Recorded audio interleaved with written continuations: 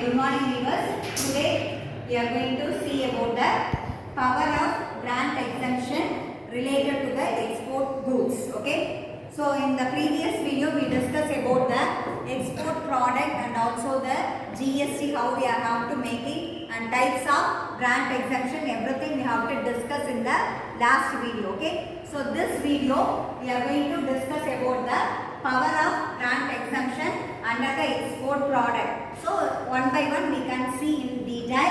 The first one is the power is nothing but as a government, either the state government or the central government, they are having a power to exempt some product as a manufacturer or the any customer people, they have to get the absolute free or sometimes they have to make the partial payment to the GST to the government. Okay, so the power is nothing but they are having a approval of they are getting the GST, either the free or partially they have to pay. So what are the power as a government they have to provide in the sense?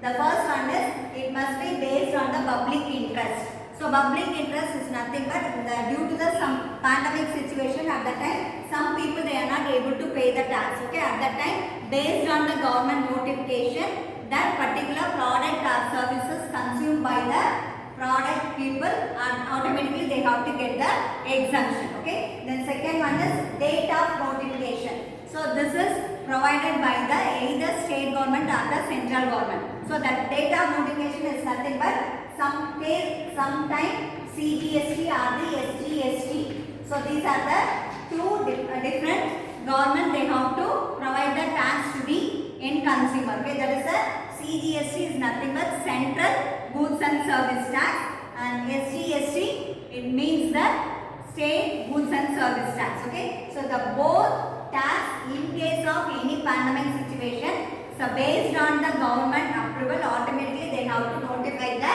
date they have to pay the tax on the particular time. Okay. Then third one is comply with condition. Okay. So the comply with condition is nothing but suppose some of the exemption will be coming under the either the some conditional basis or absolute free exemption. Okay. So conditional basis, for example, suppose if any exporter they are sending the goods to or deliver the goods to their particular consumer or the buyer place at that time, based on all the documents they have to send it to the proper time. At that time automatically they have to get the some exemption once they are registered under the GST concept. Okay. The next one is exemption and absolute supply cannot collect the GST. Okay. So already as I told you know the earlier concept that in case of any consumption of goods and services coming under the exemption or sometime it is the absolute supply, automatically we couldn't get the GST from the end user. Okay. So these are the some important power will be provided by the government as a grant exemption. Okay. Next we move to the ITC, that is input tax credit. Okay. So under this concept actually as any buyer or the purchase of any goods at that time, they have to get the credit of GST paid on purchase, which can be used for the reducing at the time of they have to payable at the GST on the sales. Okay. Suppose if any people they are going to purchase any item or any manufactured item, at that time they have to pay the tax to the receiver point. Okay. So at that time they have to get the some eligibility to again they are claiming the GST amount, that is called the credit. Okay. So that credit amount again they have to claim at the end of the time they have to pay the